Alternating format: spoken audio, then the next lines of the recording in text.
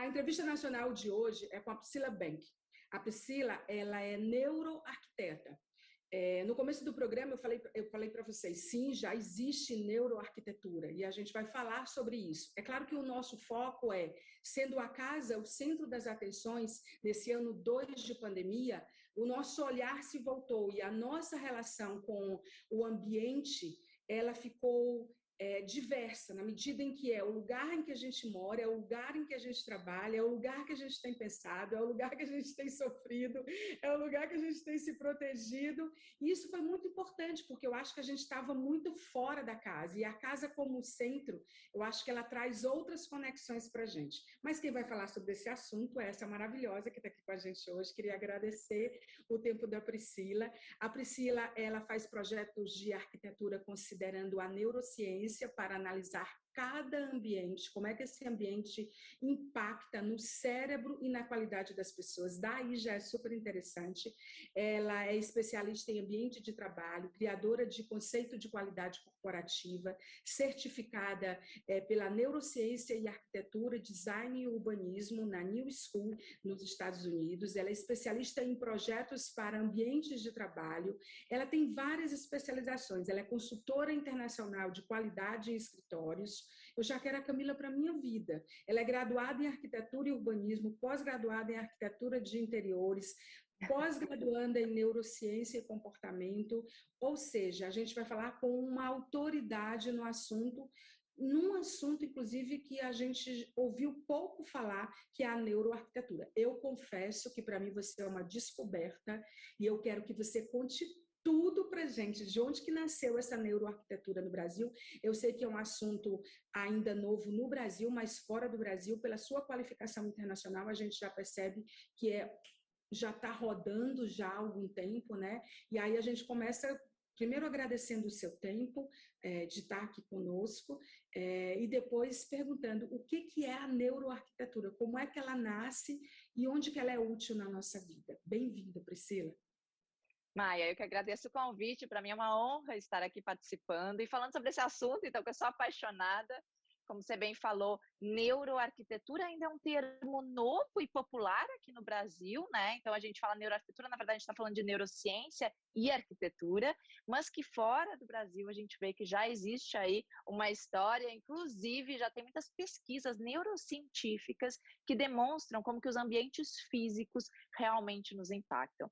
Então, para deixar bem clara aí essa definição para quem está nos assistindo, sabe aquela sensação que a gente tem quando a gente vai em alguns ambientes e são ambientes que, por algum motivo, a gente não se sente bem, quer logo sair desses espaços, ou então aqueles ambientes onde a gente vai, frequenta e é tão gostoso e a gente perde a noção do tempo ali, a gente gosta de ficar naqueles lugares.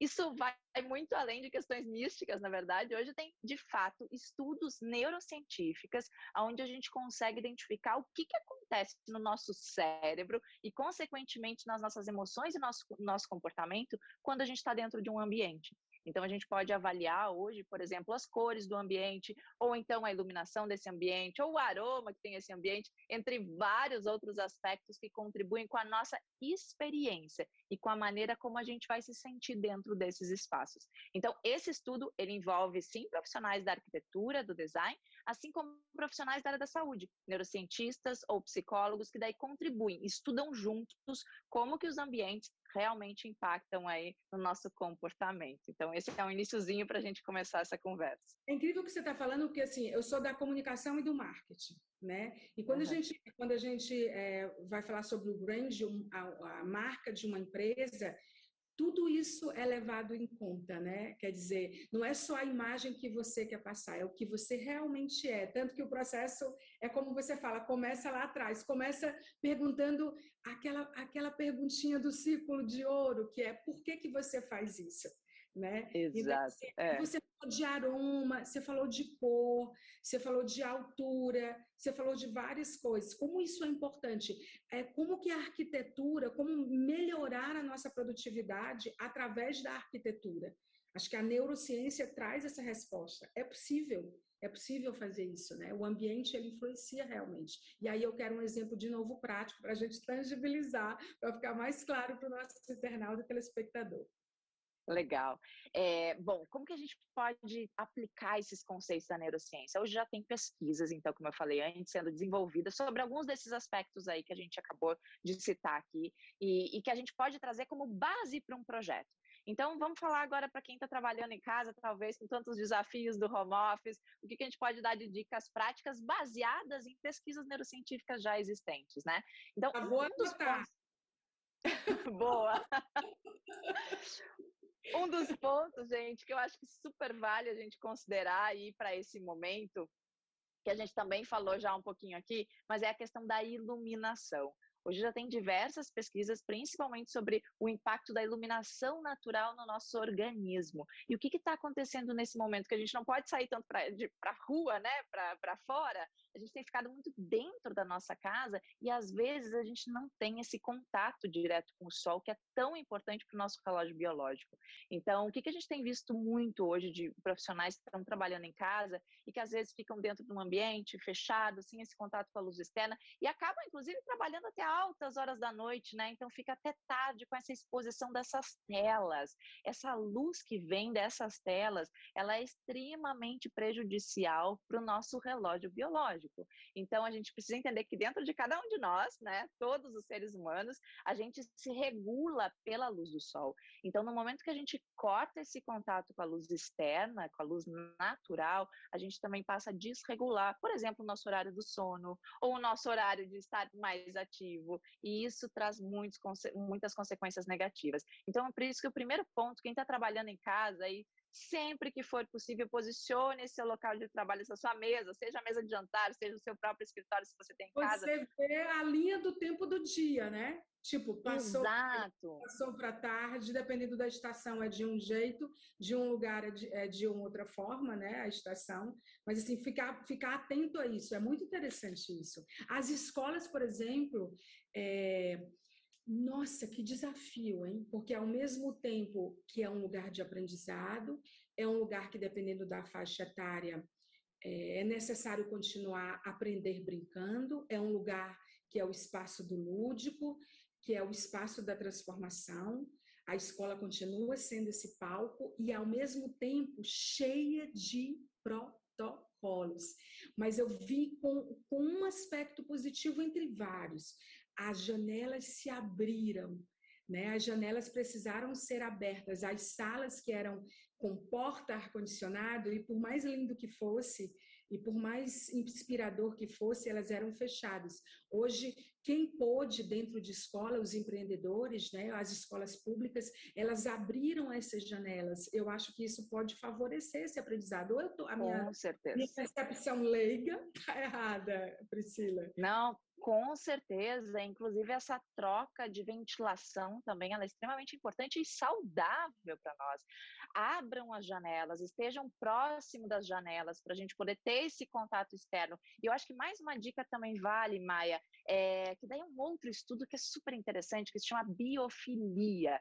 Biofilia, a gente está falando de amor pela vida, né? E o design biofílico é como que a gente traz vida para dentro dos ambientes. De novo, já que a gente não pode ir para o meio da natureza nesse momento, como trazer a natureza para dentro dos ambientes. Isso tem muitas pesquisas científicas já demonstrando que é possível e que a gente precisa. O ser humano precisa estar em contato com a natureza. Então, vale agora, quem está em casa, investir de colocar uma plantinha dentro de casa, ou umas flores, ou mesmo elementos que simulam a natureza. Então, daqui a pouco, se você não pode cuidar de uma planta natural, mas pode botar um quadro com uma paisagem, ou no seu fundo de tela do próprio computador, coloca ali uma imagem de uma paisagem para que você, Ali, ó, quando abre o computador, já... um barquinho, um cacto, um céu com postes. São Perfeito, é isso. Ó. e os tons de amarelo, com as florzinhas amarelas. E eu acho que a questão da ergonomia também, né? Quando a gente pensa em ergonomia, a gente pensa em design. E aí, quando a gente pensa em design, eu sei que o design ele passou a ser mais acessível. Né? Antes o design era coisa intangível, nós éramos sempre uma ilha rodeada de coisas medonhas por todos os lados, se a gente não tivesse recurso para comprar. E eu não estou falando só do assinado, eu estou falando do design que tem essa pegada de hoje. Então, assim, como que é a ergonomia das coisas? Porque a gente também precisa desse conforto para o nosso corpo. Você falou muita coisa que na neuroarquitetura impacta a nossa produtividade, a nossa leitura dos ambientes, né? O nosso respirar, o nosso pensar e o nosso corpo, o restante do nosso corpo. Como lidar com Que é isso? que é fundamental cuidar dele também, né, Maia? Porque se a gente não estiver saudável, a gente não consegue fazer nada. Então, assim, o que a gente tem visto também, uma das consequências, né, desse tempo que a gente já está trabalhando em casa, infelizmente, muitas das residências não tinham mobiliário adequado para essas estações de trabalho que a gente teve que improvisar dentro de casa, né? Então, algumas considerações é bacana a gente fazer. Obviamente que talvez né, a questão de uma cadeira ergonômica é um investimento, a gente sabe disso, mas se nesse momento você não pode ter uma cadeira, vale botar umas almofadas que a gente fique com a nossa coluna de fato apoiada, né? E que a gente consiga estar trabalhando numa posição um pouquinho mais favorável, assim como quem está trabalhando em casa com notebook, que eu acho que é a grande realidade de muitas pessoas, vale também a gente colocar suporte para elevar esses monitores. Porque, gente, se a gente está sempre olhando para baixo, imagina o que acontece, né, com a nossa postura, exatamente, nesse excesso de celulares que a gente anda, e se a gente ainda tem um monitor muito baixo, como acontece com os notebooks, também vai ser prejudicial. Então, sempre que você consegue levantar esse monitor para que a gente tenha uma linha de visão então mais horizontal, que a gente não fique olhando para baixo, melhor assim como ter mouse e teclado externo, que também daí nos ajuda a trabalhar. Então, algumas diquinhas.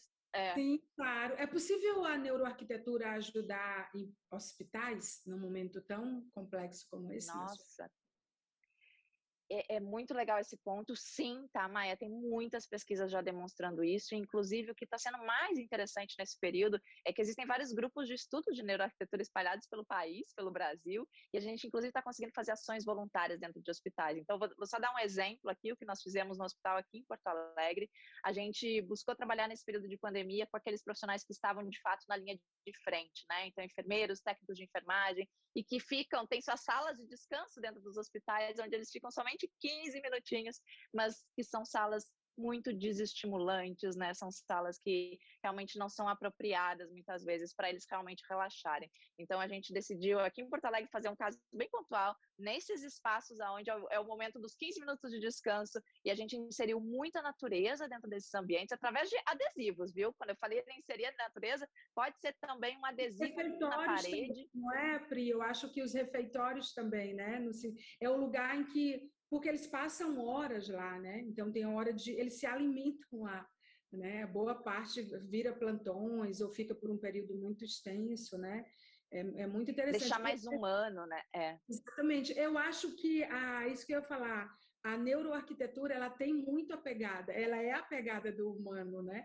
Ela é a pegada. Exato. Porque você já tem os wearables, por exemplo, que você põe e que ele dá sinais sonoros no fone dizendo que o seu cérebro ele está precisando de descanso, né? Ele está precisando porque ele já não consegue produzir, está precisando de uma pausa.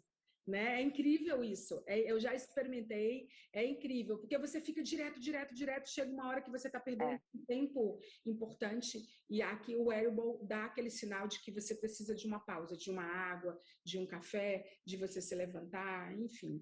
E aí Até de caminhar, de se movimentar, né? eu queria que você respondesse duas coisas rápidas, porque o nosso tempo já estourou e eu já sabia que ia estourar. Empresas com espaços muito modernos pode criar ambientes, na verdade, que são prejudiciais. Essa coisa hype assim que o Google trouxe, que essas grandes a Apple trouxe, essas grandes empresas tecnológicas no mundo, né, trouxeram e que as empresas começaram a abraçar sem fazer uma análise de tipo, que tipo de colaborador eu tenho, que tipo de empresa. Eu queria saber por que vocês avaliam que ela pode ser prejudicial também. Ela seria uma oportunidade para uma parte de mudança da cultura corporativa, ela é prejudicial em que camada? Existe um passo anterior? E a outra coisa que a gente vai encerrar são tendências para o futuro. Eu não vou perguntar mais nada, prometo. Mas eu acho que são pontos muito importantes. Quando a gente fala de estilos, de modelos que empresas estão seguindo, e nesse momento eu acho que não tem mais modelo padrão, porque porque depois de uma pandemia tudo vai ter que ser repensado, né?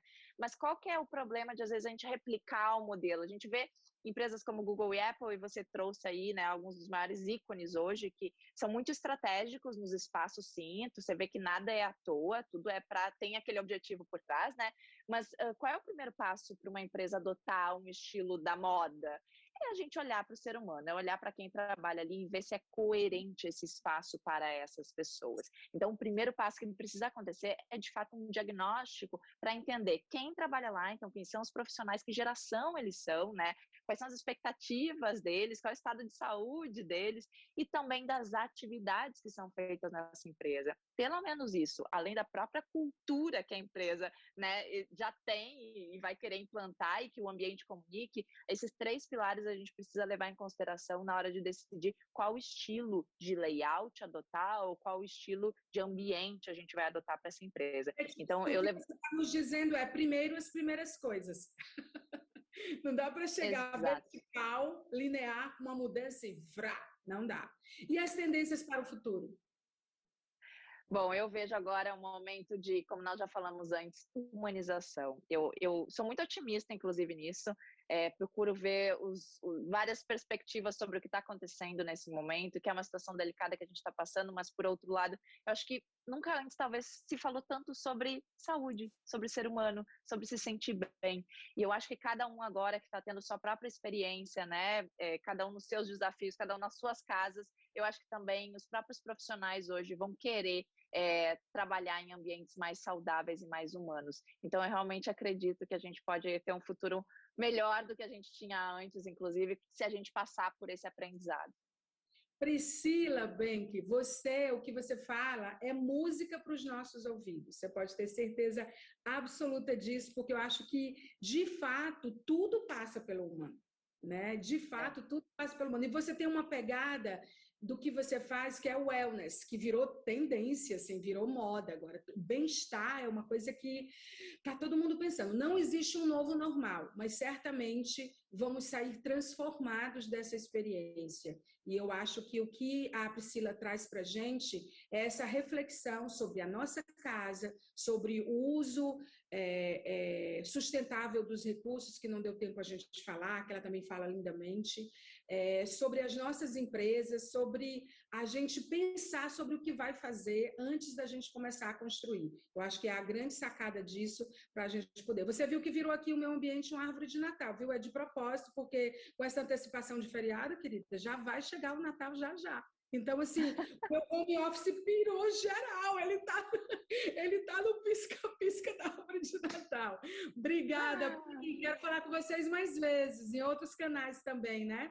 Tá bom? Combinado? Para mim será grande prazer, foi uma honra estar participando aqui. Muito obrigada pelo convite. Obrigada, querida. Um beijo. Um beijo.